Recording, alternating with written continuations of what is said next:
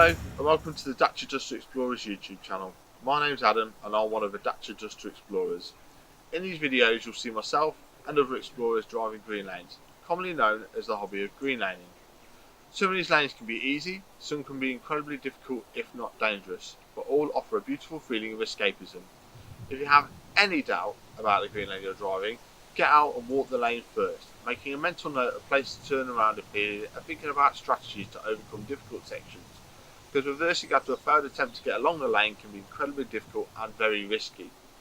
We abide by the Green Lane Association Glass Code of Conduct for driving these lanes and respect all others using the lanes, including horse riders and walkers, as we all have a part to play in keeping these routes open for everyone.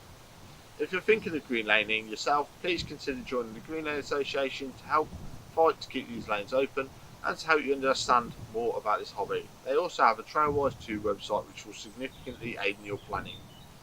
Please don't forget to like and subscribe to the YouTube channel to get updates on new videos and check out our previous massive video collection. For more information head to the website www.dacia2explorers.co.uk, and finally, thanks for watching, stay safe and enjoy your trips.